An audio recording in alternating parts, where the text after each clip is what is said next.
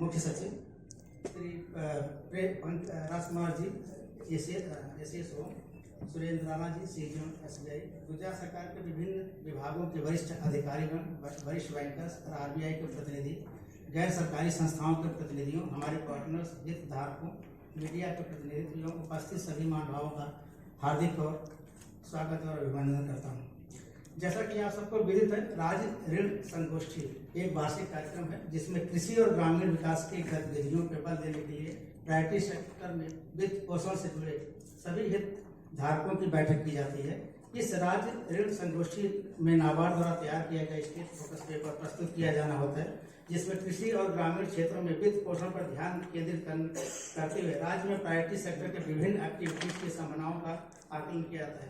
मैं यह बताना चाहूंगा कि गुजरात के इस स्टेट फोकस पेपर में राज्य के सभी 33 जिलों हित नाबार्ड द्वारा तैयार की गई संभावित ऋण योजना PLP का एग्रीगेशन किया जाता है, जिसके लिए विशेषकर लीड बैंक द्वारा तैयार की जा रही जिले के एनुअल क्रेडिट प्लान का आधार होता है और जिसके अनुसार जिले में कार्यरत सभी बैंकों के लिए प्रायोरिटी सेक्टर के क्रेडिट के लक्ष्य को निर्धारित किए जाते हैं।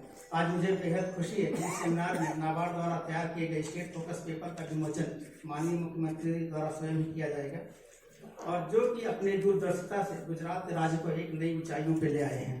मैं यह बताना चाहूंगा कि राज्य में सहकारिता क्षेत्र में विकास में नाबार्ड की महत्वपूर्ण भूमिका है। नाबार्ड की पैक्स को बहुउद्देशीय सेवा केंद्रों में रूपांतरित करने की योजना से प्राथमिक कृषि ऋण समितियों का काफी लाभ हुआ है। इस संबंध में पैक्स की सफलता की कहानियों को हम लोगों ने एक किताब के रूप में पिरोया है, जिसका विमोचन भी आज मंचालीन सभी माननीय अतिथियों द्वारा किया जाएगा। हम आशा करते हैं कि स्टेट फोकस पेपर या PLP में किए गए अनुमानों में राज्य में ग्रामीण समृद्धि हेतु सार्थक प्रयास किए जाएंगे। औद्योगिकीकरण में अग्रणी होने के साथ साथ गुजरात राज्य के देश का इंजन है।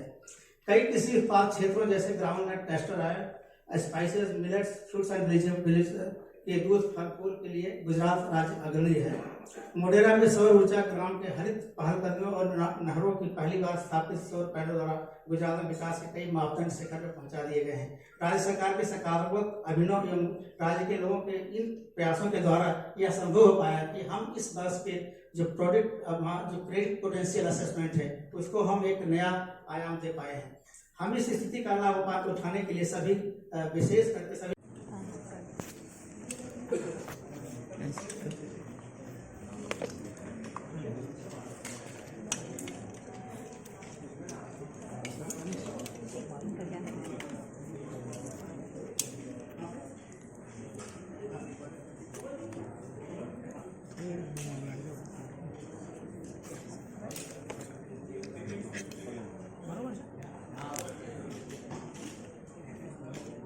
दादा कैसे हो? चलो रेडी? Okay ready.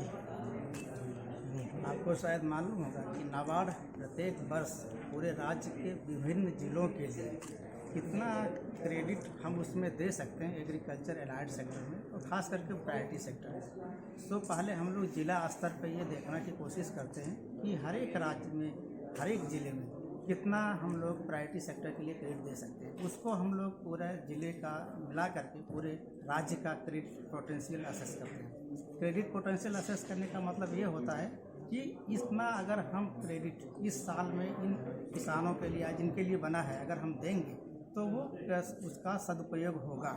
तो उसी के लिए हम लोग हर साल ये क्रेडिट पोटेंशियल दिसंबर तक असेस कर लेते हैं और जिसके बेसिस पे ये फिर SLBC राज्य का वो उन क्रेडिट पोटेंशियल को ध्यान में रखते हुए हर एक ज़िले और हर एक बैंक के लिए उनका लिए बताता है कि कितना अगले साल के लिए प्रायोरिटी सेक्टर के डिफरेंट सेक्टर्स के लिए कितना ऋण दिया जा सकता है, तो वो टारगेट फिक्स करते हैं। सो हमारा काम क्या है? पोटेंशियल असेसमेंट करना। SLBC का काम क्या है? उसके पोटेंशियल के बेसिस पे उस क्रेडिट का कितना टारगेट होना चाहिए बैंक्स को, वो हम उसमें उसका हमारा विशेष उपयोग होता है। इसी पर्पज़ के लिए स्टेट लेवल क्रेडिट सेमिनार का गठन होता है। आज के दिन ही हम पूरे साल के लिए कितना क्रेडिट पोटेंशियल अगले वर्ष जाएगा उसका आज हम विमोचन करेंगे। एक किताब के रूप में लाते हैं जहाँ पे हम लोग क्रेडिट पोटेंशियल के अलावा ये भी बताते हैं कि विभिन्न क्षेत्रों में प्रायोरिटी सेक्टर के क्या क्या और सारी कठिनाइयाँ हैं जो इस क्रेडिट पोटेंशियल को रियलाइज़ करने में कठिनाइयाँ आ सकती हैं। सो उसका भी हम लोग समीक्षा करते हैं और उसके लिए हम सुझाव भी देते हैं कि अगर ये कठिनाइयाँ आती हैं तो राज्य के कौन से ऐसे लोग हैं, ऐसे कौन सी संस्थाएं हैं जो उसमें मदद दे सकती हैं। इसके लिए हम राज्य के विभिन्न लाइन डिपार्टमेंट्स को, बैंकर्स को, NGOs को, स्वयंसेवी संस्थाओं को और विभिन्न अन्य जो हमारे साथ मिलके काम करते हैं उन सब मिलके करके ये उनके बारे में उनको बताया जाता है। धन्यवाद। टोटल कोऑपरेटिव बैंक्स कितनी जुड़ी हुई है? टोटल कोऑपरेटिव बैंक्स मीन्स हर एक राज्य में जितने भी बैंक्स हैं, आज के अगर आप देखेंगे हमारे राज्य में कुल 33 बैंक से लेकर के और 10,000 करीब शाखाएं हैं। उसमें कमर्शियल बैंक है, प्राइवेट सेक्टर के बैंक्स हैं, उसमें स्मॉल फाइनेंस बैंक है, cooperative sector, regional rural banks हैं। सो सारे के सारे इस महत्वपूर्ण घटना के सभी लोग साक्षी होते हैं और वो उसके बेसिस पे सभी लोग अपना अपना दायित्व निभाते हैं। सर, आफ्टर कोरोना 2 साल के बाद में ज़्यादा से ज़्यादा दिक्कत क्या हुई खेड़ों में? एक ऐसा कृषि ही एक ऐसा क्षेत्र था जिसमें कि गति बनी रही। बाकी अन्य क्षेत्रों को आप देखें तो कोरोना के समय पे वो गति नहीं थी, क्योंकि अगर आप देखेंगे GDP का भी अगर आप रेट देखें तो कोरोना के टाइम पे एग्रीकल्चर सेक्टर का ही ग्रोथ रेट पॉजिटिव था, बाकी सभी सेक्टर्स का नहीं। एक और इसमें महत्वपूर्ण घटना हुई थी कृषि के क्षेत्र में, जो माइग्रेंट वर्कर जो गाँव से पलायन करके शहरों में चले गए थे वापस गाँव में आ गए थे और कृषि से जुड़ गए थे। सो उसका फ़ायदा ये हुआ कि कृषि को उससे बढ़ावा मिल गया। और उसके अलावा भारतीय रिजर्व बैंक ने, नाबार्ड ने और सभी संस्थाओं ने जो भी उन्होंने कृषि क्षेत्र को ऋण दिए जो जा रहे थे उनके लिए उससे ज़्यादा ऋण देने का व्यवस्था की थी, जिसको हम SLF बोलते हैं, स्पेशल लिक्विडिटी फंड। सो इसका पर्पस था कि किसानों को तुरंत जो पैसा उनको रिपेमेंट के लिए देना था वो कुछ समय के लिए पोस्टपोन कर दिया गया था, तो बैंकों के पास पैसा आना रिपेमेंट का बंद हुआ, इसलिए SLF लाया गया और उसके द्वारा इस कोविड के संस्था में कोविड के लिए इनको अलग से ऋण दिया गया था। जी sir, besides routine, Yeah. is there anything extraordinary that you have come across? I mean, there are 3 things. One is that what we are doing is we try to project the potential for different sectors based on the government of India's priorities, as well as the state government priorities, as well as the Reserve Bank of priority. So while we assessing the potential for different sectors, different districts, different states, what we do is we keep into account all these things so that all these potential can always be assessed based on these parameters. All the 3 parameters. All parameters, yeah. So you find yourself in a very good shape. Pardon? You find yourself in very good shape. In what sense? Economically, like as you rightly said, Yeah. COVID, after COVID, almost all sectors, all banking, everybody had suffered except for Except for agriculture sector, yeah. and Probably India. this is one of the most sensitive sectors in the country because livelihood on this sector is maximum. So what happens is not only the responsibility of providing the credit, but more than that is providing the livelihood to the individuals.